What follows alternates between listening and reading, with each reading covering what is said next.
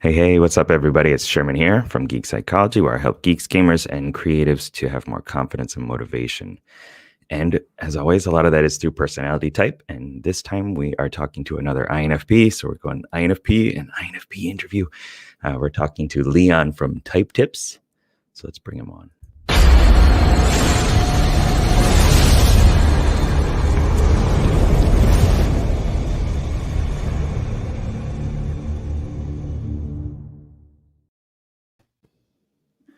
Hey. Hey, everybody. Welcome. Yes, I'm happy to be here on your show. Thanks for coming. Absolutely. First off, I just want to say thank you so much for joining. As I mentioned in our email, you were one of the big reasons why I got into making YouTube videos and going into personality types. So when I read that meant a lot to me. That's good. Yeah. That's good.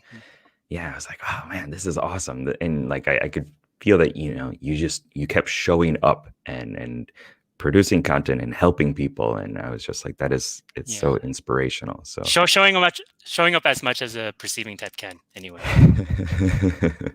Yeah, sometimes it just doesn't quite happen, but yes, my heart was there. Yeah, you sensed that my heart was there. Yeah, that's good. Cool. So Leon, will you just give a brief introduction of yourself? First of all, anything that you want to talk about? Yes. Well, yes, I'm an INFP, of course. So I'm allowed to say things about INFPs that maybe other people can't really say. And the other thing is that I work as a psychotherapist. I also do life coaching as well. So these are my passions. And I see that you're definitely on the same page in regards to helping people get better, helping people develop a healthy psychology. Yeah. I think it's so important. And we all have, we have our ways of going about it. But I think whatever way that, people can get out there and help somebody else to understand themselves at a deeper level, or take an action that's uncomfortable, but they know that it's the right thing to do, or, whatever it is. I think it's absolutely awesome. Yes. And self-understanding too. So. Yeah, self-understanding and self-awareness. Mm-hmm. Yeah. How did, if you don't mind, how did you get started on your journey for, personal development or Myers-Briggs? Well, about a millennia ago, this has started, and I just remember, I was in high school, and it started but basically it started when I had an English teacher who's an ENFP, doing a very ENFP-like thing, and he had an assignment for us, which is basically, and this is in the very beginning of class, and he basically asked us to write a paragraph on each person, and you have to write a paragraph on a note card, and you have to send it to each person, and everyone's like, what the hell? We don't know anything about each other at that point, so how can we do this exercise? And I guess he kind of assumed everyone was an ENFP and could just pick up on things about people and just write things really fast. So I was introduced to the Myers-Briggs. Actually, he introduced me to Myers-Briggs. So I basically cheated, and I just basically typed everybody, and I just wrote down stuff from the profiles, and everyone's like, wow, this could really resonate. This really resonates with me. Yeah. So that's how I got started. Okay. Yeah. I did something like that with for my wedding. Everybody that came, I was like, what do I write? Because you have to write these little cards, thanks for coming. And, I wanted to do something special. And so a lot of my friends were gamers too. So I used their personality type, and then I found a character within a game and I took a quote from them. And everybody was like, wow, how did you know? It's like, I'm magical. We're kind of giving away an INFP secret right now. What's that? We agreed under oath not to talk about how we kind of figure these things out about people. We don't just actually know all the things. We have our annual meeting in a cave. A little powwow. I see we already got two questions. One, are you guys both INFPs? Yes. Yes. And another one, if I guess we'll start with the question first, if that's okay. All right. Ron coming back asking how to tell the difference between INFP and INTP. Yes. And You it's want to good that handle that one? good that we're going for this question. I kind of already forgot what your last question was anyway. So, I don't know what comes out of my mouth. I just say things. so here, like INFP, INTP, on the surface, the main difference is thinking and feeling. And actually, like when I very first taken the test, I was on the border between INFP and INTP when I assumed that the test was like indicative of your type. But like after reading the descriptions, I just felt like the INFP profile really rung a bell, and that's the description that really described who I was. So INFPs and INTPs actually have like a number of differences. First of all, the main function being introvert feeling versus introvert thinking. And the reason why these types could seem similar is they appear very similar on the surface, because actually, like when you look at an INFP, you could pretty much like look at them like as a feeler, as a thinker. And when you look at an INTP, for example, they'll display very FI like traits. So especially when you first meet them, and FITI kind of operate similarly in the sense of being very independent minded too. So it's easy to get these confused.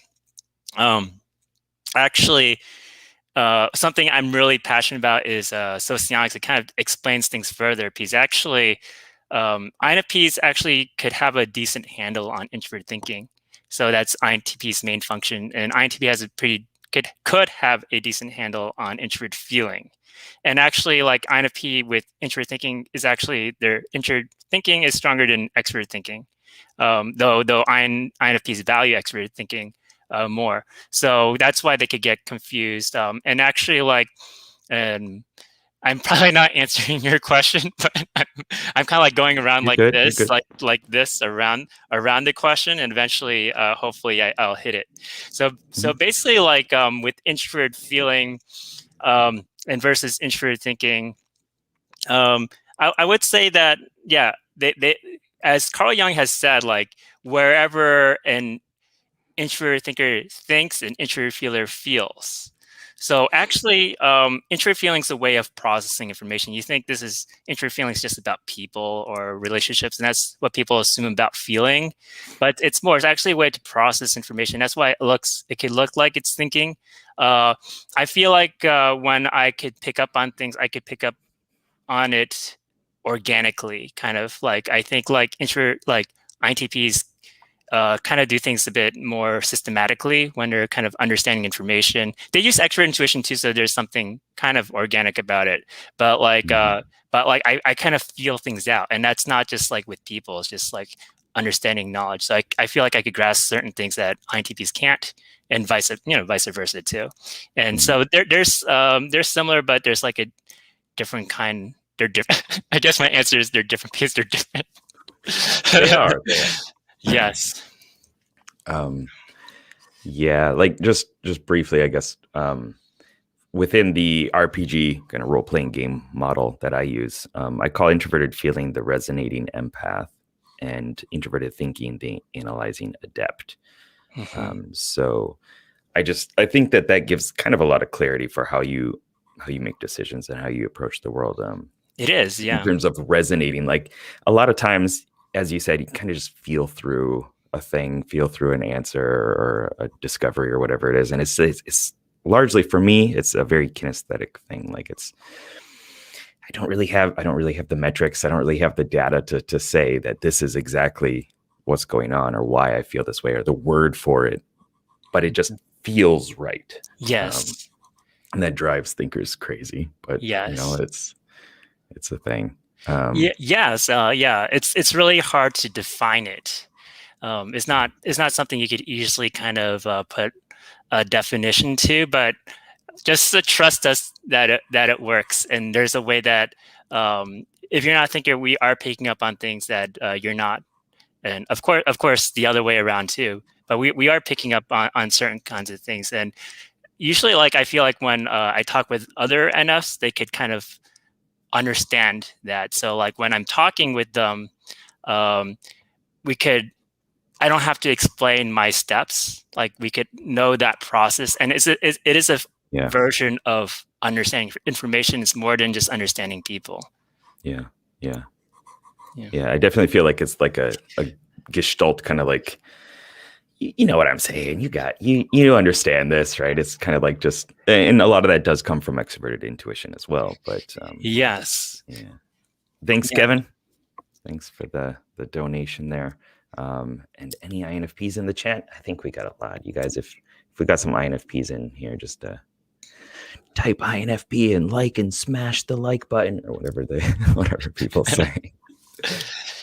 Yeah, I appreciate you guys being here.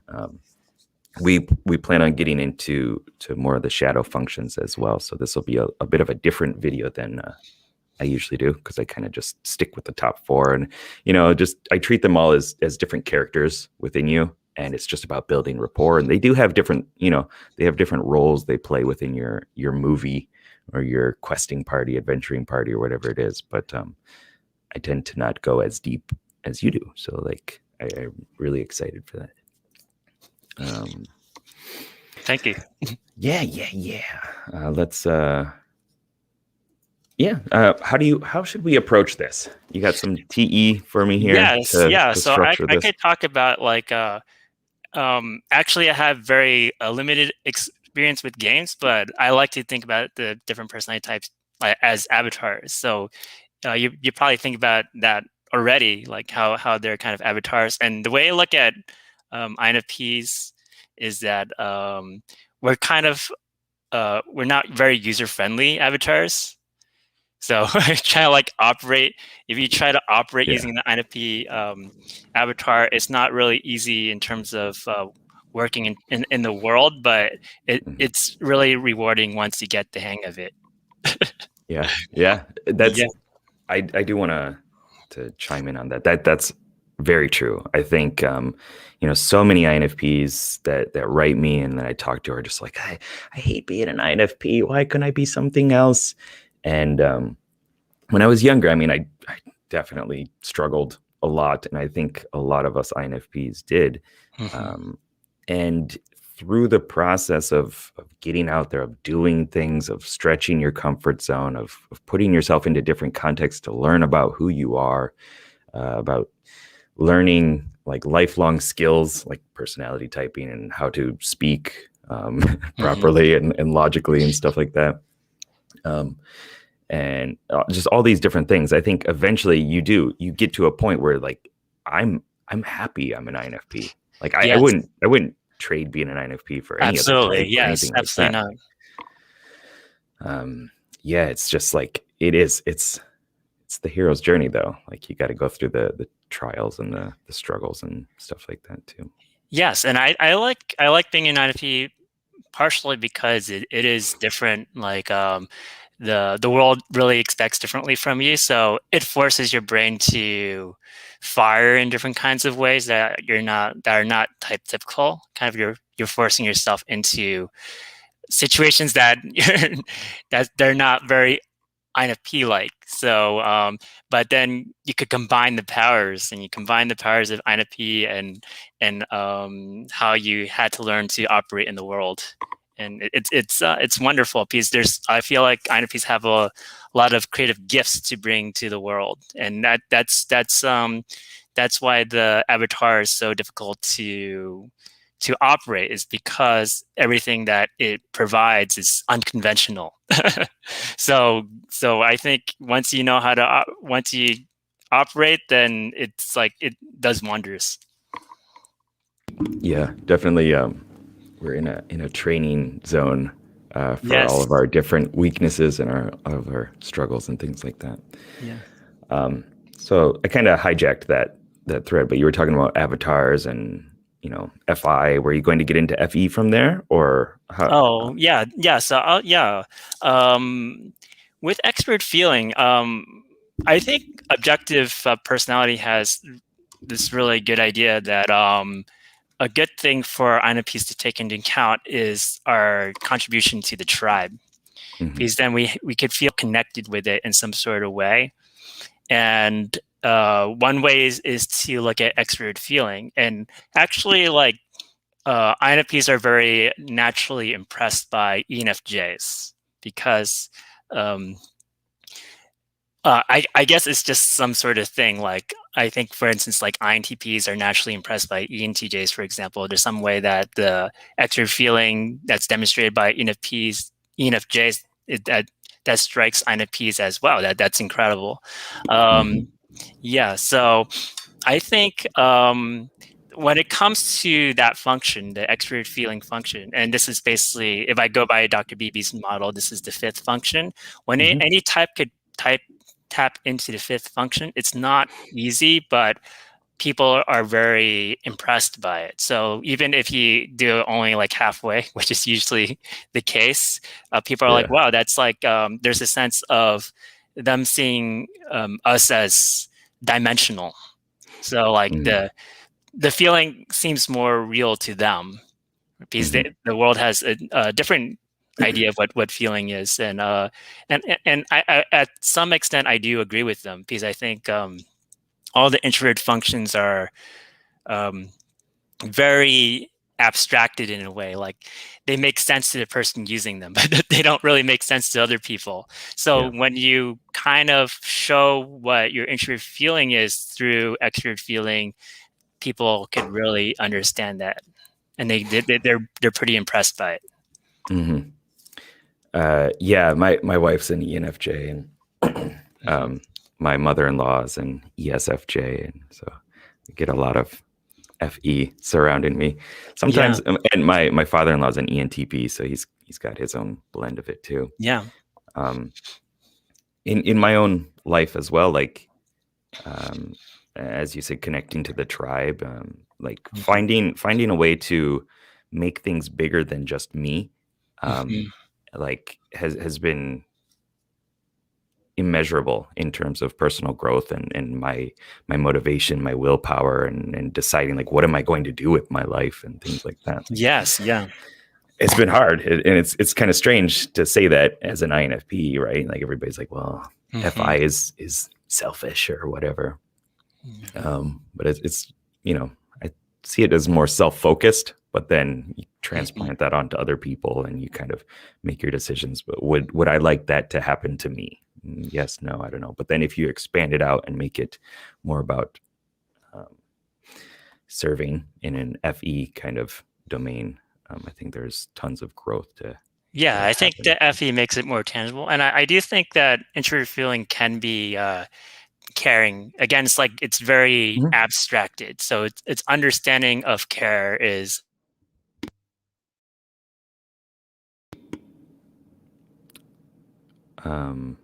Maybe Leon cut off there, or maybe I did.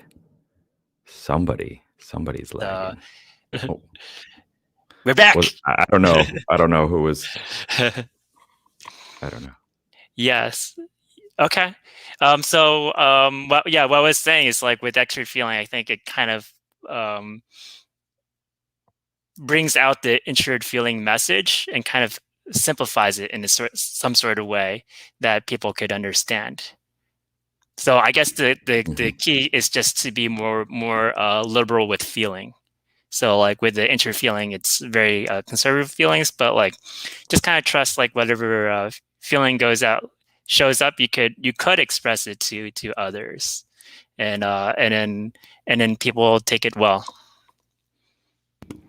Yeah, it could happen.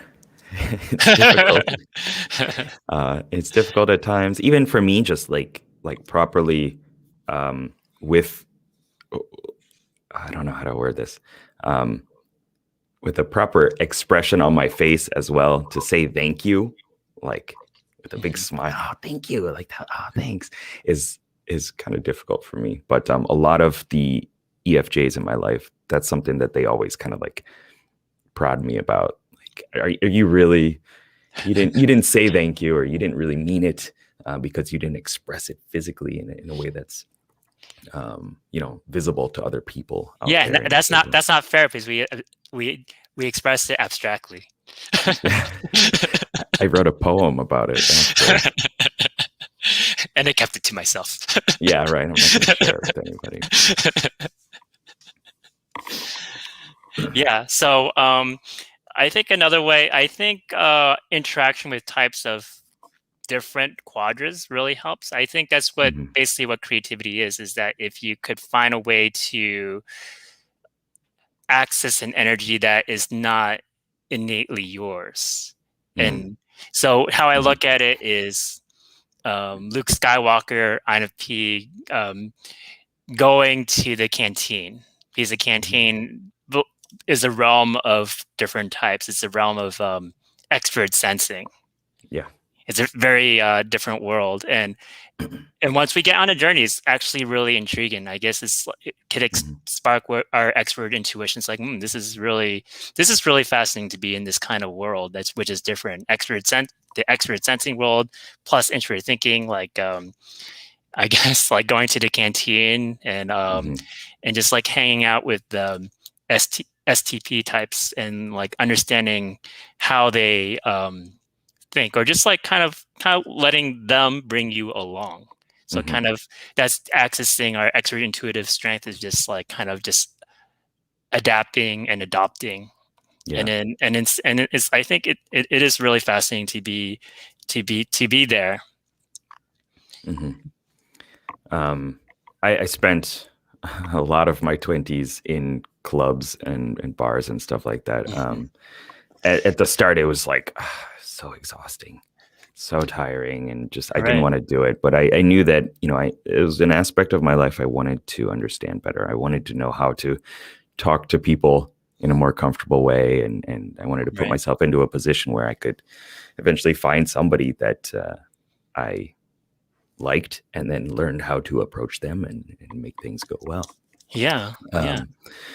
But it was extremely exhausting, and I had to train myself. I had to like psych myself up. I'll like wake up in the morning and just put on club music to desensitize myself to it, so it wasn't like such a big shift and things like that. And eventually, like I came to really like just being out there and interacting with people in a more like high energetic way and things like that, even if the conversation was still kind of fluff and not as deep as I wanted and all this other stuff. Like, I saw it as a bridge, I guess, a way to get to that deeper conversation. Because I know us INFPs, a lot of times we're like, we just instantly try to dive deep into a conversation about something that we're really interested in and really passionate about. And that can be kind of a turnoff for some people, if you just instantly like, hey, what do you think about this? And get really excited about it. And they're like, I don't even know you. Right. But so that's where my mind went with the canteen kind of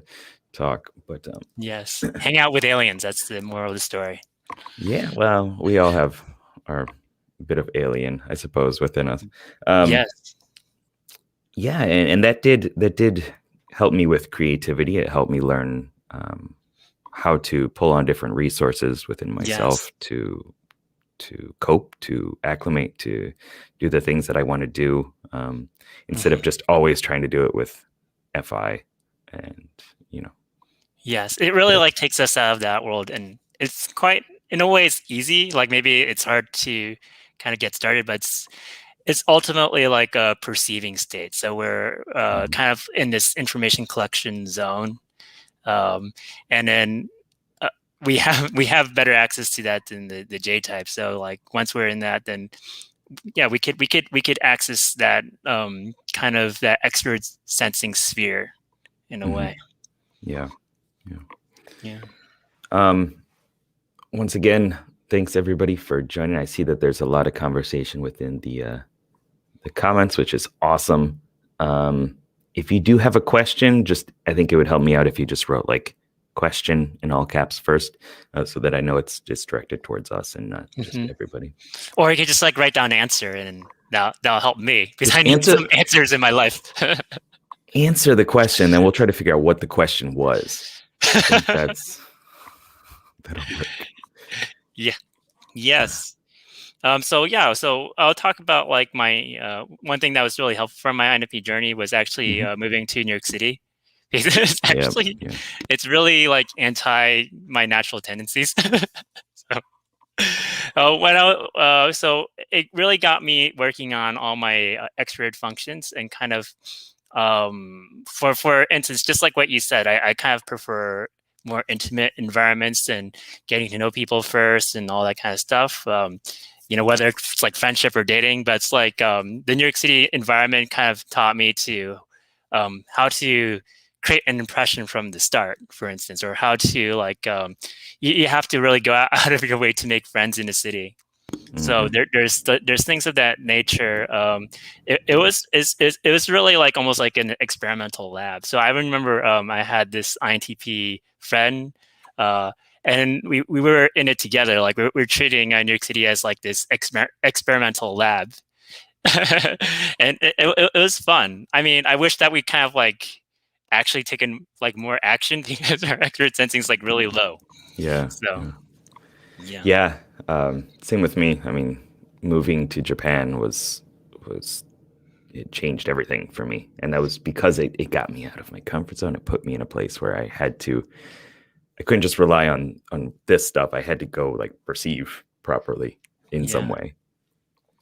yeah. Yeah. So we got a couple questions. If you don't mind, we can kind of dig into those, and we can then get back to more of the shadow functions. Is that okay? Okay, great. Or maybe they'll connect up. Okay, Let's yeah, see. maybe I'll connect up. Um, so we got this question from Mike. What book do you recommend to learn how to type people? Oh, how to type people. That's interesting. Hmm. um, in terms of books, I don't know. Like, I'm not like. I think the best way to type people, just like from my opinion, is to be going out in the world in a way and kind of just like meeting people and kind of jogging your like maybe you could take things you read in a book, but really try to relay it out in the world. So in terms of Hmm. books, it's kind of funny that being this person who's like really fascinated with typology as I am, that book doesn't actually come to mind. So what I'm doing is I'm deliberately evading this question, so I don't have to answer it. Uh, um, I guess because yeah, I'm just talking about like my own type strategy. My type strategy is just basically like I just like I remember I was like just listening to a bunch of videos, and then I just found this meetup group with MBTI meetup group in New York City, and I just kept Hmm. going, and then I just like try to draw a bunch of correlations because I think like with books, it could kind of books get kind of bookish. Books do get bookish, don't they? Yeah, books get kind of Um, bookish, and yeah, the understanding of type just starts to become more abstracted. yeah. There's I want to go grab a couple books, but they're in the other room. So I'm gonna leave you by yourself for a second. So here's someone who actually has an answer. Hey everybody, how's it going? What's shaking? Let's see. So do you guys like Matt's library? Because he has his library in the back of his, but right now, he has his background, which is more of a different dimension. So I don't know where he is right now. I think it's probably like the ninth dimension. But he kind of has this ethereal kind of look. He's not like you could see that you can kind of like see through him a bit. It's always like that, though. You can always, and you can't even. The thing is, like, I got the green screen going, so you can't even see like what this is. That's I've really cool. wasted everybody's time. That yeah. These books, I don't know if they're the best for learning how to type people, but they get you kind of like I think into it. I'm just assuming that this question is coming from somebody who's just getting into personality type. I could be wrong. Mhm. These are facets of type and functions of type by the Hartzlers.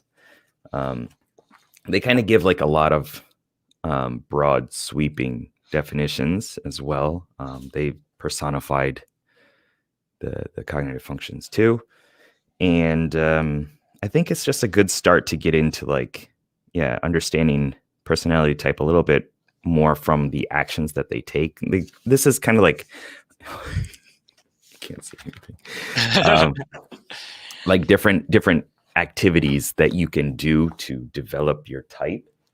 And I think if you took that and said like, okay, this is what another person is doing a lot, so kind of reverse engineer that to understand their personality type, if that makes sense. So Yeah, kind of going that's pretty backwards cool. first. Yeah. I see you have a third eye. I see like the forehead's kind of I think the sun is coming out and like my teeth are, yeah, this is So when you have these books, they're awful. you don't see the pages because they're actually books from a different dimension, and therefore you can read them instantaneously. Yeah, I've read them. I just read it right now just by touching. That's why he's able to tell you about it. He just read it this moment. I've never seen it before. I manifested it over there. Um, so and Kevin asks, why is being a male INFP hard? Yeah, I think that's a great question, and they've done like Darren already just did some neuro research on female thinking types and how because they they had to develop their feeling that their brains light up differently than like they're able to light up parts of the brain that usually like thinking types don't have as much access to. Oh. Yeah. So, and I don't know if they've done the research on the feeling male test, but I assume it's the same. I hope it's the same. Maybe we're just like, maybe we're too stubborn. Maybe it's not. Maybe it's not the same. Yeah. But I think so. I kind of found some way to kind of balance this world. I think it's kind of like a similar question to why being an INFP is hard. Like being a Yeah. INFP male, yeah, it can be difficult, but then it's like um, once you kind of like get the handle of how like the male world works, then it's like I'm always just adding creativity to it. So it's like yeah, I think so. Yeah. I'm just trying to think about an example right now, but it's not really coming to mind. Um, yeah. Well, I like, yeah, from my perspective too, once you there are always going to be societal expectations. There are always going to be things that like you need to do in order to get the tasks done, in order to do the stuff that just is expected as a human being. But INFPs kind of like clash with some of that. And then being a male INFP, you have other expectations on top of that. And I think like once you can learn how to do like a base level of whatever it is, like just suck it up and do the task or whatever it is, and find other outlets for creativity and other outlets for things to make you happy, and then bring that into that the other dynamics, as you were saying, like then you can start adding creativity and heart and things like that the business world, for example, needs. Right. But it's kind of denying it at first. You have to like get in through the gate first. Does that make sense? Yeah. But like once I kind of just like treat everything as a game, it's just kind of fun because it's like, oh, then this world, which is not like very meant for INFP, I just started to have a lot of fun with it. So I just realized like yeah, I feel like being a male INFP has really brought a lot of balance to my personality, because I would say that naturally I'm not someone who really initiates things, but I've became like quite the initiator. I always like to start. I always like to start things. I always like when it comes to conversations, whatever like that. I tend to begin them right now. And the thing is, like the creativity just like takes off. And I think people are actually really INFP males are actually like really surprised the degree that people really appreciate our traits, because actually, like for instance, like and it's like true for like dating, but like in general too, it's like the idea that people like appreciate a really good listener, right? But it's just like just putting yourself out there, like taking that initiative to like kind of like show your personality, right? Because actually all the cool stuff is already there. Like there's a lot of cool things that INFPs contribute very naturally, and it's just about like putting it out there. And actually like being in the male world of like you're kind of like trained to like take initiative. It really helps with that. Mm-hmm. Yeah, definitely. Being a good listener.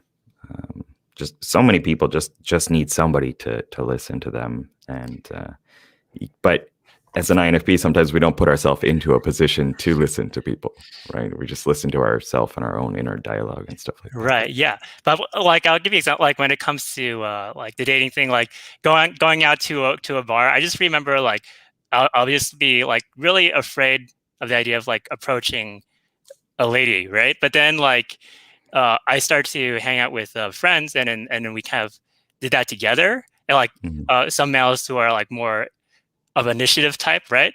And I listen to them, it's like, wow, everything you say, it's like really stupid. And it's true. It's like, and it turned out like I was better at continuing the conversation, right? And it's like, wow, I just needed that initiative part, but then everything else like fell into place, and their difficulty was with everything else after the initiation. Sure. Yeah, and that's how things work, right? Like what's easy for one person is going to be difficult, on the flip side of that. And like I consider extroverted functions to be offensive characters, right? Introverted functions to be defensive characters, more reactive. Right. And the extroverted perceiving functions to be vanguards. So they're the ones like in the front line. They're the ones that just like run out there and scouting up in the front line or making things happen or whatever it is. And adding a little bit of that into your life as an INFP or an IP has been so helpful for me. I'm just going to get on to my vanguard character. I'm going to go take some actions. I'm going to jump on this innovating explorer, extroverted intuition aspect of myself and just do something, see what happens, scout it out a little bit. Yes. Yeah, absolutely.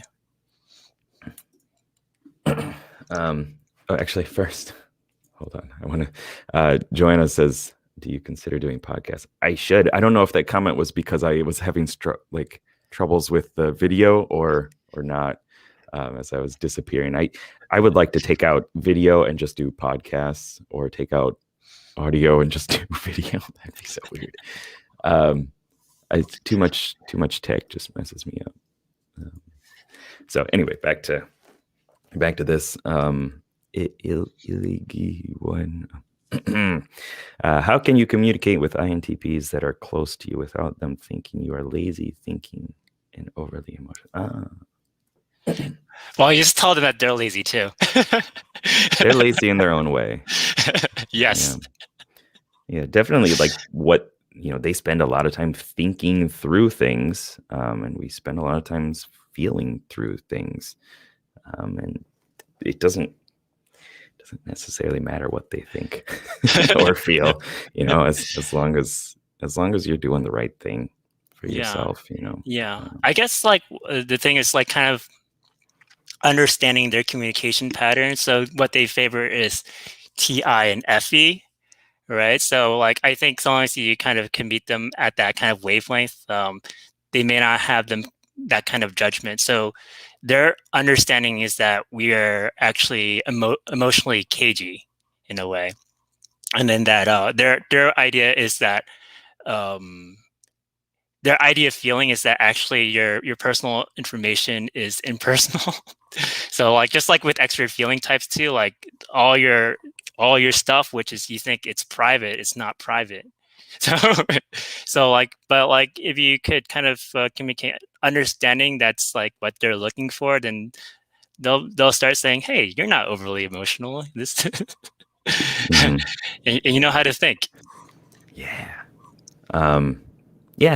Finding ways to tailor interactions, relationships, conversations to the other person's cognitive functions and what they're hoping for within a conversation, what they're expecting, what they're kind of trying to figure out in whatever way that is extremely helpful. Right. And it doesn't make you like less of you. It doesn't make you disingenuous to who you are. I feel it's just pulling on different aspects of yourself. Right. But I do hear that comment a lot. That like, well, won't it just be me faking who I am and lying to myself? And I think it's like it's stretching your skills and learning more about yourself and finding ways of doing that. So Yeah, if they, it is more like expanding and then like kind of being INFPs to 12 is actually you're more than an INFP. There's something greater beyond that, and we're kind of just being funneled through the INFP system in a way. So I think the more exposure we have to different ways of thinking, we're actually accessing different aspects of ourselves. Yeah, definitely. We got.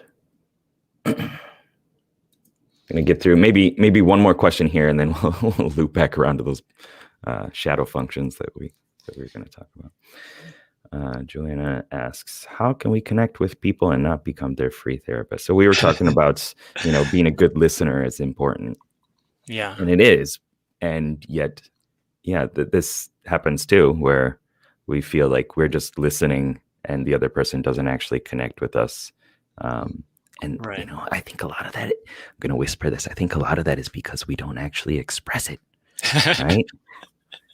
Like we don't expose our wounds, our hearts, or whatever it is, and express that stuff, and then we expect other people to like really relate to us. Well, you got to give a little. This is something I learned from Extroverted Feeling, is like that sharing a little bit of vulnerability yourself, a little bit of weakness within yourself, or whatever it is, an emotional aspect of yourself out there, just creates so much more smoother interactions with the other person. Obviously, to a degree, don't just go, blurting out to everybody all these emotional stuff all the time, but, using that as kind of a technique to open the doors to them feeling safe to express to you, as well as them kind of being ready to accept when you express to them as Absolutely. Well. Yeah, I would agree. And I would say that it could be easy to get into this therapy mode because it's relatively a convenient way to connect with others, and people can appreciate that trait. So actually, I just started to run an experiment where I started to interrupt people and started talking about myself. So, and then and it's just like to see how well that goes. And it's actually kind of just as simple as that. And at first it was kind of more abrupt, but later on I learned to tailor. So you just like, for instance, there's always a yin and yang. So you always like, you do something like acknowledge what the person says, and then you introduce something, or you could make a request like, can I introduce an idea, right? And of course they're not gonna like really say no to that. And then so that's like kind of like forming that bridge, and then you start talking and just grow comfortable talking about yourself, and you see how people respond. Not only do they respond better than you think, but you're also more relieved, because actually that is energy draining. Like when we could find ourselves in that situation where we're just a listener, and it's liberating to us to be able to kind of turn things into conversation into a 50-50 exchange. You could also start charging. Not be a free therapist. Kind of as you said, you started with interrupting a lot, and then you kind of learned how to balance that. And I think that's something that a lot of us need to do, is just be okay with failure as feedback. Like, okay, I'm going to go all out this way, and then I'm going to reduce it and that's exactly it. And that's actually like the way that the STPs think. Everything they do is like trial and error. And you think, oh, that's how come I don't have that? But actually, they're kind of at a disadvantage, because it seems like they're not really operating much with intuition. And that, so the thing is, like, once you start to adopt their style of the trial and error, that trial and error learning happens really fast, because you combine it with the intuition. Yeah. I think Kevin already left. Thanks again, Kevin. Thanks for everything you do. Bye, Kevin. Love you. Let's so can we talk about extroverted sensing from there, or did you want to go through introverted intuition first? We could talk about extrovert sensing. Just because you just brought up extroverted sensing and Yes. STPs, so Right. yeah. Yeah. So with extrovert sensing, I think it's good to know that's our blind spot. So actually, like it this is it's a very humbling experience to learn about what your blind spot function is, because you start to realize to the degree that you see the world only through your own lens. So Mhm. actually, like when an INFP comes across expert sensing, and then it looks like they have like these like sneering faces and all that, but really, um, we're kind of like taken back from that. Or there's someone who's acting kind of like impulsively or like kind of aggressively. Um, we take that to be more than it actually means. They're just like doing their thing. So like Mhm. and plus, like once you acknowledge that, then you could kind of like bring in some of their superpowers to the fore. Yeah. INFPs with expert sensing is that it's expressed out of proportion to society's expectations. That's in socionics. So what that means is like it's either like really not there, so it looks like INFPs, they don't have a lot of presence, or they don't have a lot of energy. They don't just like go and do it, do the thing, right? Um, so and then, but on the other hand, it kind of also has the other effect where we might like kind of overvalue, or we kind of over expect this is what society expects from us, right? Because we look at extroverts and things like, oh, this is what other people want more from us, and we kind of focus too much on that, and it kind of creates a bit of a neurosis in a way. So yeah, that basically my take on extrovert sensing is like there's these functions that are harder to develop, and those are extrovert feeling, extrovert thinking, extrovert sensing. And you just take your time, you just enjoy it like you would like play a game. You take things a step at a time, and you just get into the flow of it, and eventually the thing is every type has three very difficult functions, and you just know that takes time. But once you even integrate even a small part of it, then I think it's really a transformational journey, because you're understanding beyond yourself as a type. So Carl Jung says that the problem is actually typology itself. Ironically, he's the one who started it all. I don't know why he started said that's the problem. So yeah, the problem is typology. So it's really learning those functions. Yeah. Yeah. I consider the extroverted sensing to be the engaging adventurer. That's the kind of character class that I gave it, or the trope type name. Engaging in the moment, engaging in the present, engaging in experiences, and yeah, that thrill, that seeking adventure. And I have a pretty good ESTP friend, and a very good ESFP friend. So I've seen a lot of SE, and I just I think once you can not see it as a limitation, kind of like what you were saying, but see it as just a different aspect of yourself, and just how can I engage a little bit more in the moment now, Yes. and just kind of, I'm just gonna act as if, right? I'm just gonna just pretend. I'm gonna see if I can do something just to fire those pathways, and start to just experiment with it. Then I think you do get more access to more of your resources, more of yourself, and then you can build rapport. Like I was saying earlier, it's about building rapport. For me, it's about building rapport with these different parts of yourself, these different characters within yourself. Yes. Yeah.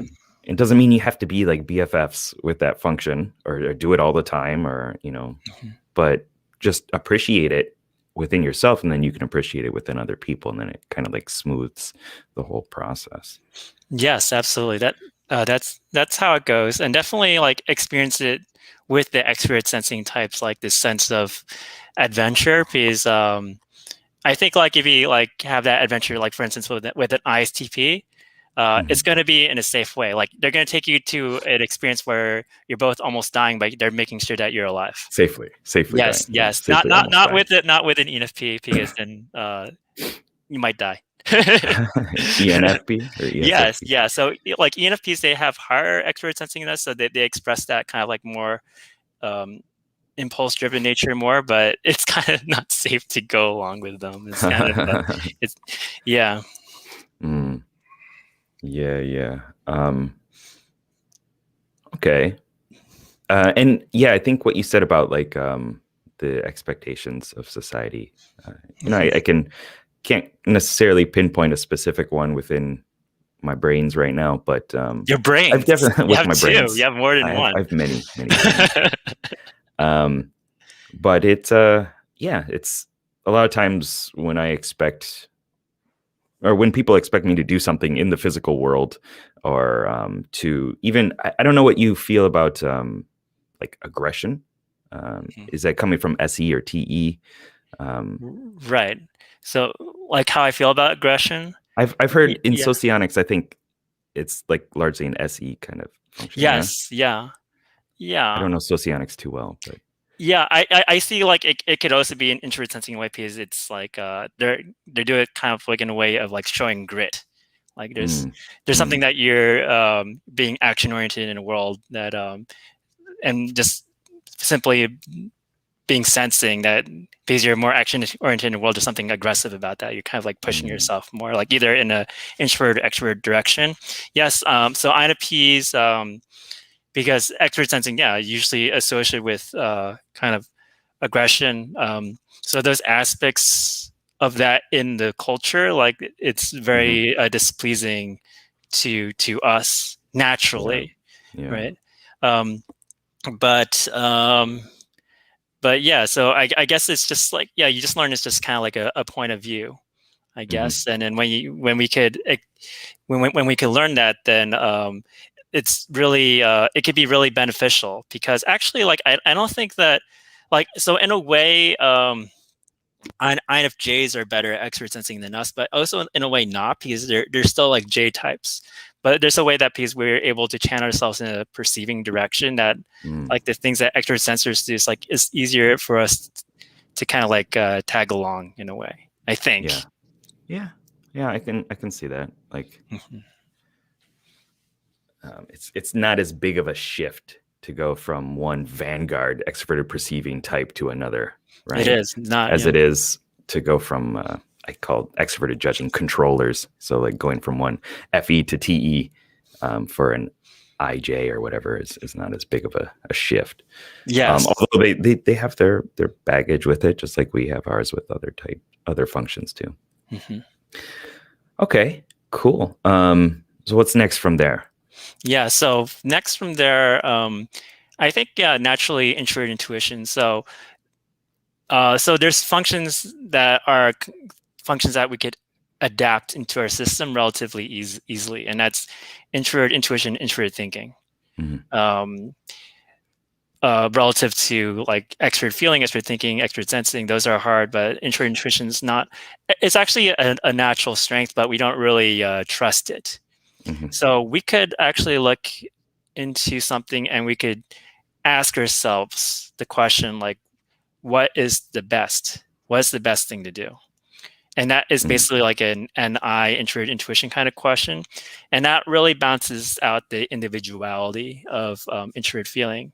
Or like if you're an INTP, that's you could balance the individuality of introvert thinking. Like I think we get into the state of like, how do we feel about this? What do we like about it? And those are really good questions that maybe INFJs, they don't ask themselves enough. But like, but I think when we could ask ourselves like, what is best, I think that is the natural bridge for us to get into that tribal mindset. Because extrovert feeling, extrovert thinking, the tribal functions, those are hard, right? But we could have knowledge of that, of what to do that's good for the group, based on NI, because NI is a natural complement to those functions. Like what is the best thing that I could do in this situation, or best thing to say? Mm-hmm. And then kind of just trusting Yes. trusting your intuition with that. I didn't necessarily want to say trusting your intuition, but trusting that it'll go in the right direction. Yes, trusting it'll go in the right direction, because like the extrovert intuition starts to get pesky after a while, because it wants to go like in all sorts of directions. And I think the introvert intuition is actually more grounding, and you could access that through introvert intuition through introvert sensing. So anytime we get into that more peaceful state, we have that self-care, then the introvert intuition starts to pop up. Yeah. For me, getting into, and I call it the visioning mystic, by the way, was it, I started with a lot of meditation. And that was kind of my way of slowing down the scatter shot NE, firing all over the place, and trying to just see if I could just focus on one idea for a little while. Right. I see I'm changing colors. And then I started learning about hypnosis, because I needed a way to, I had a child, and then I wasn't able to, what's that? Nice. I'm learning about it right now. It's awesome, man. Hold up. I'm changing colors, and I'm going to try to, that's not any better.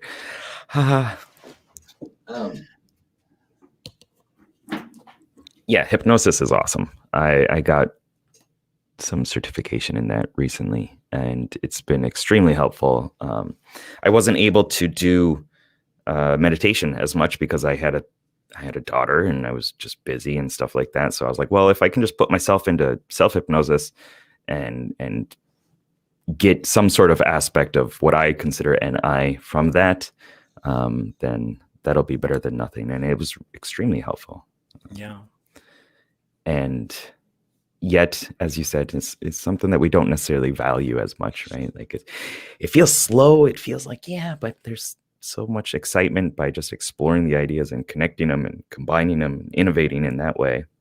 Yeah. The other problem we have with it is that we don't like people who are like wary with ideas.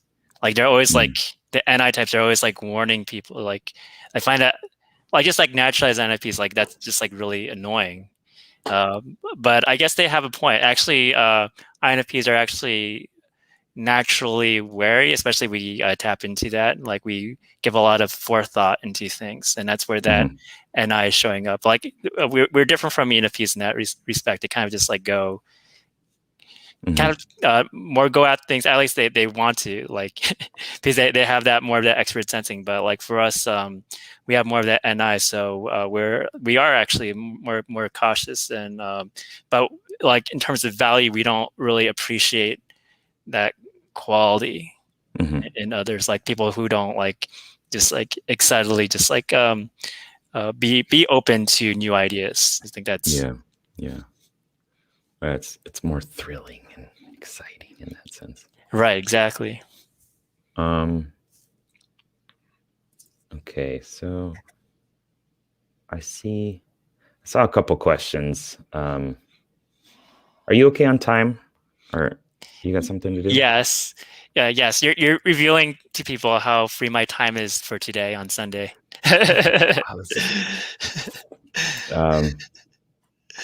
Well, I saw FinFan asked, how can INFPs best deal with the horrors of the world as it is right now? Hard to be hopeful. I think work on yourself.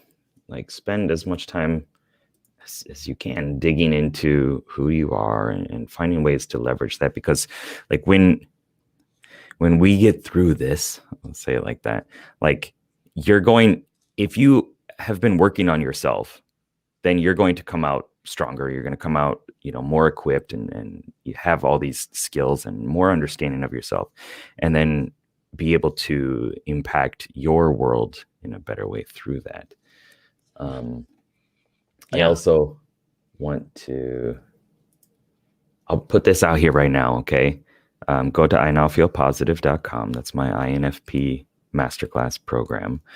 There's a 30-day challenge. You learn about the cognitive functions. You learn some neurolinguistic programming and other techniques around those to have more control and understanding of who you are through the INFP lens. And you learn a journaling process as well that has helped me immensely be happy with who I am and love my life. So I suggest that.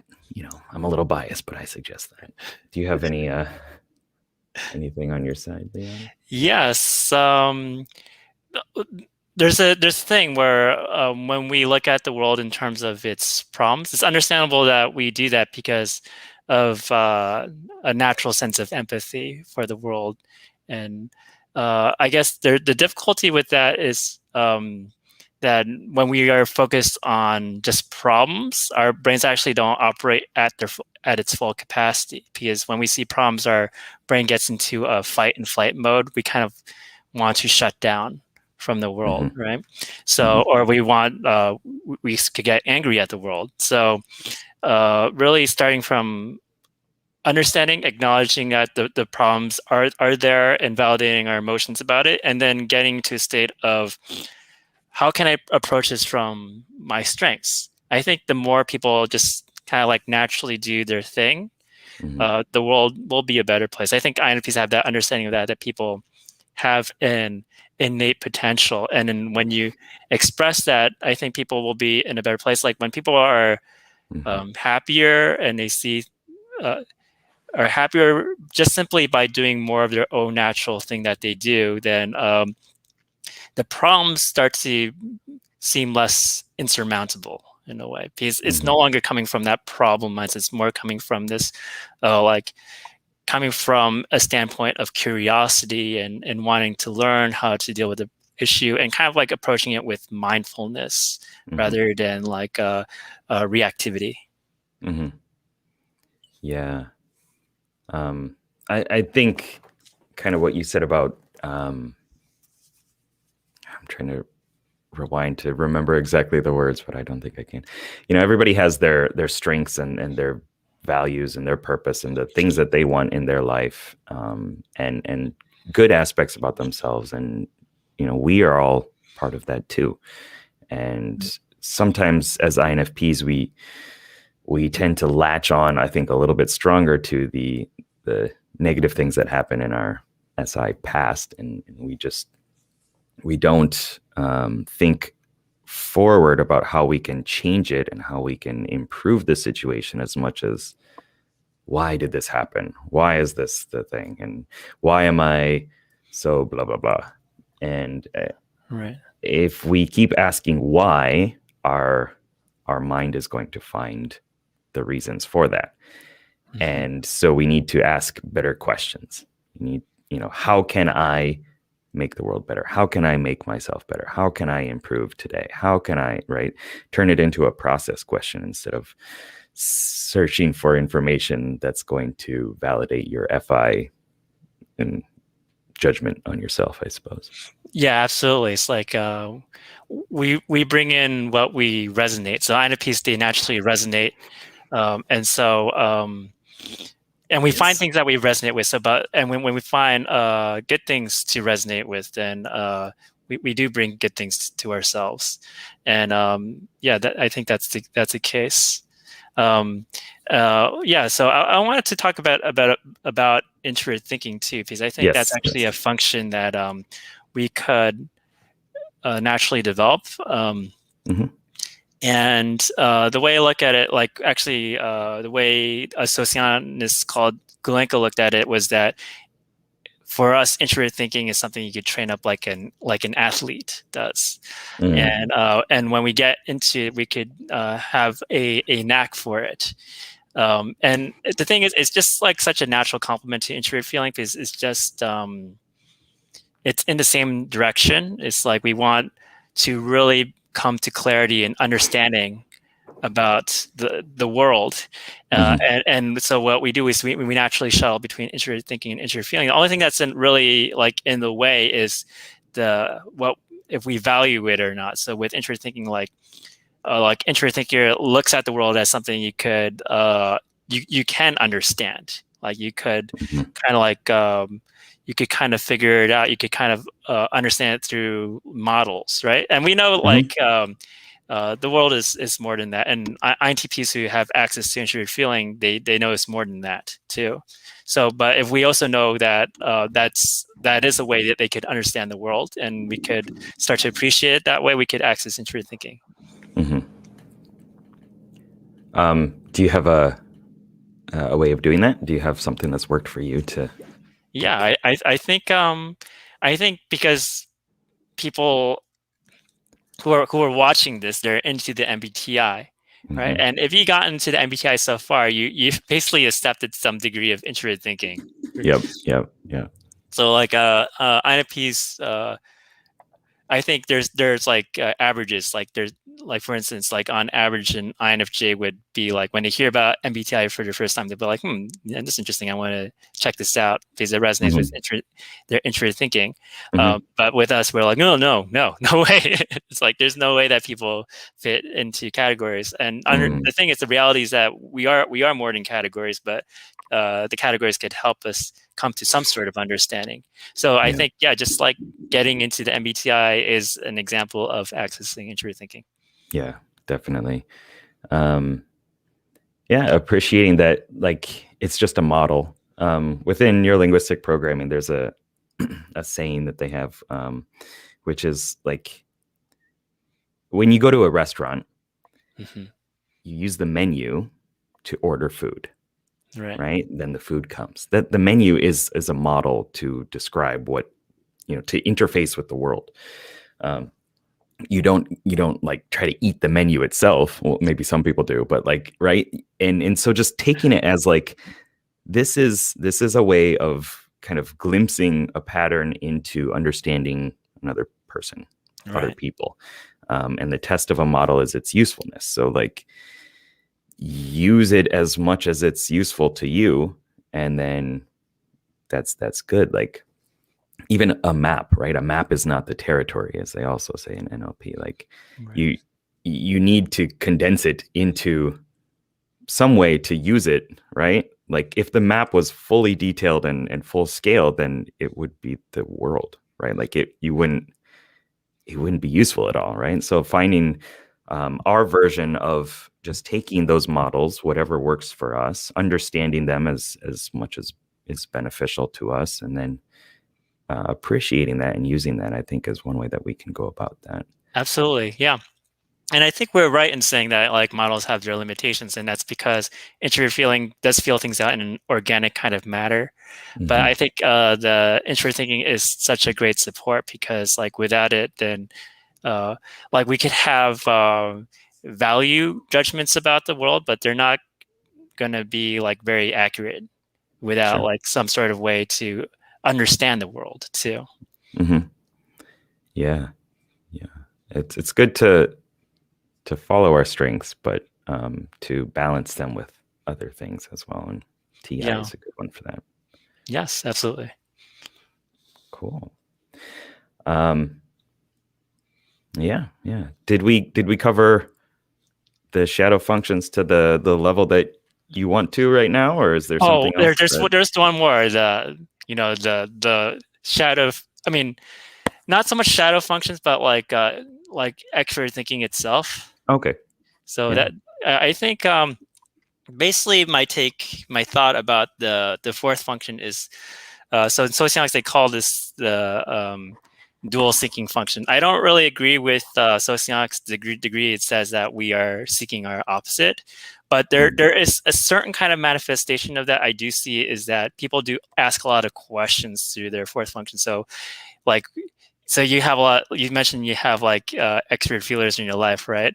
So like ESFJs, but they're always like asking questions about TI. They're like, how do you define this? How can I understand this, right? Yeah. And so they ask those kind of questions. And it's kind of like this, the fourth function is kind of like that tin man who doesn't know that they have a heart in a way.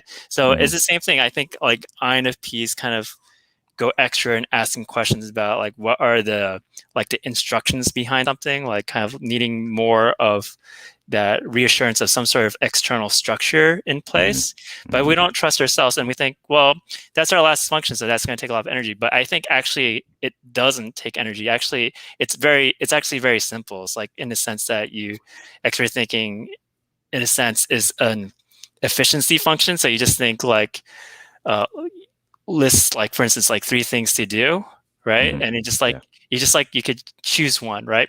Or you just find a definition of, kind of like, define a goal that you want to go towards, and you just provide like a very simple definition for it. I think it's more like where there's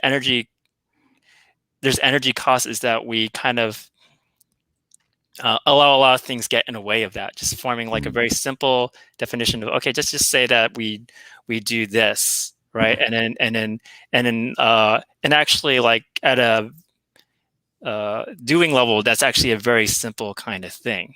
It's just that our minds want to think about like different possibilities and all that kind of stuff.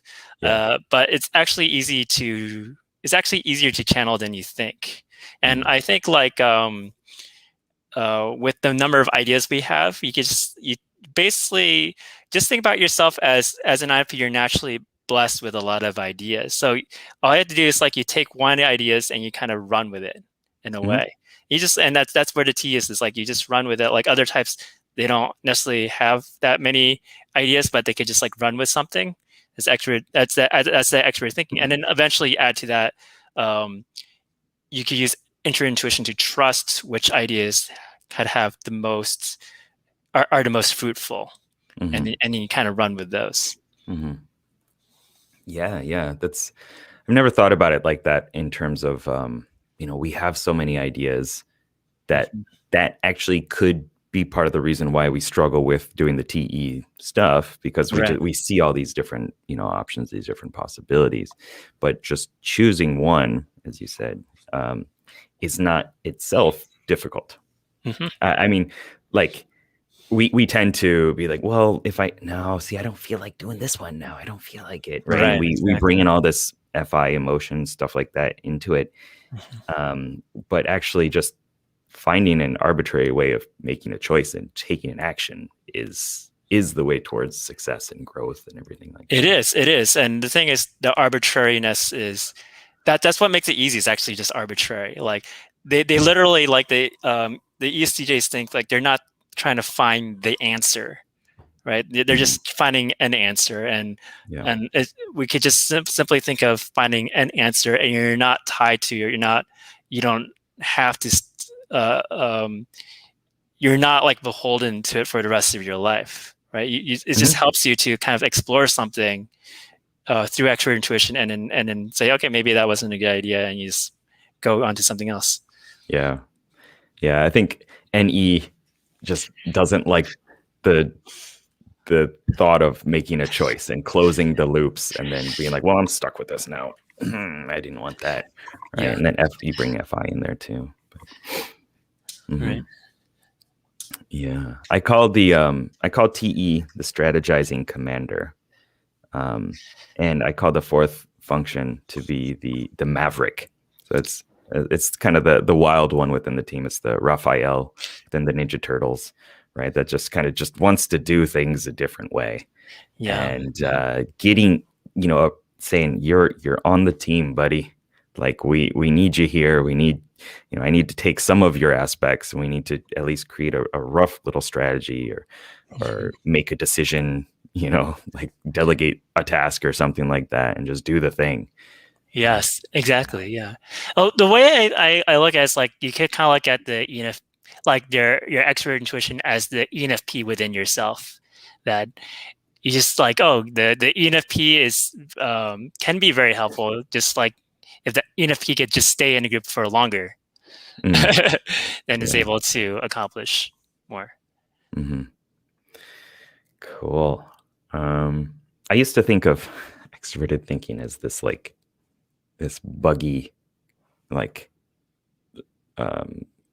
character within us that's like improperly programmed AI that just kind of like runs into walls and kind of gets stuck in rocks and stuff like that. I know you're not a gamer necessarily, but like, and it's just like, I gotta like take this guy to go fulfill this quest over here, but he keeps going the opposite way or gets stuck in something, and it just causes so much struggle. But eventually, like through personality type and through understanding more about myself, my definitions have changed a lot for how I view these things. So it's not AI, like this inanimate thing without life. It's actually a character now, and I have a better relationship with it and all these other things. So Yeah, it's been really interesting to see my own growth process with that. absolutely. Yeah. I think I don't really see any other questions. I saw one about how do I relate to ESTJs or something like that, or ESTJ within myself. I'm not sure what the actual question was. I have a very good ESTJ friend. We were not friends at the start. It was a lot of butting heads and struggle with that. My mother-in-law, or my stepmom, is an ESTJ. Had a lot of issues with that when I was growing up too, in middle school and high school, but through personality type, again, I hate saying it like it's the end all, like this is the cure, this is the key, but it is. There's so much that we can learn from it. Yes. Yeah. But like understanding how she sees the world, how my friend sees the world as well, and just saying like they're not wrong, I'm not right, they're just doing things, they're playing their character the way that they can. This is their skill set, this is what they are kind of set up to do, and this is what makes them feel right and good and as a properly impacting the world or whatever it is, and appreciating that within them and myself just smoothed everything out. Yes. So do you have any ESTJs in your life? Yeah. ESTJ friends, and I think Joyce Meng has these really great interviews that have INFP ESTJ couples, things of that. That's pretty. That was like really enlightening. So if you want to like really understand ESTJs, like I felt like when I watched that, I gained a lot of knowledge. Yeah. So like I think the real world experience with the opposite type is that actually it tends to be fraught with conflict. So I know like in sociology they say, oh, there's like some sort of like magical duality there, but honestly, from what I've witnessed, opposites are not really common couples, first of all, and usually the ones I've witnessed, there's usually a lot of conflict in them, and I feel like when I'm interacting with ESTJs, I have to like more actively build some sort of bridge in a way, like there's some sort of like intention behind it, to kind of understand their own lingo and worldview. It could be difficult in the sense that they kind of it kind of feels like they kind of like live in this box which they know very, very well, and then and they don't have their weak spot is intuition, so they don't have like, they're not like really peering beyond that box so much. They're just kind of like operating in that box, and they can run around that box really, really fast. And then they might expect that from you too. How do I build a bridge with them? I mean, it is kind of like what we've mentioned, me and Matt mentioned before about like with different types, is that you kind of like learn their lingo and their expectations. Yeah, I understand that they are guardian types, SJ types, and SJ types. What they value is that kind of like the sense of sensibility, real world sensibility. And maybe that is what's missing in our lives, and we just can't really see it that well. And then kind of like just like knowing that that's what they expect. So like if you want something, to be able to meet them halfway, and to know how can you bring that into something that is very sensible for them. Yeah, look for that and appreciate their effort and their I don't think this is the right word, but like their duty, they're showing up to do the task, right? Like appreciate that aspect about themselves, and that they're trying to stabilize your world or our world in some way, if depending on your relationship with them. Yeah, I think that helps. Yeah, absolutely. Cool. I think we should probably wrap this up. Is there anything that you want to say at the end to, I don't know, say to INFPs about happiness, creativity, or about your projects, anything like that? Yes, and I hope we actually did cover happiness and creativity. I We guess, did. We got yeah, it. we did. Yeah, we did. Anything else? Yeah, I wouldn't say they're. I mean, I want everyone to know that I do have this new channel, and this is basically under my name, Leon Tsao, and I offer ideas in regards to psychotherapy and also life coaching. Mm-hmm.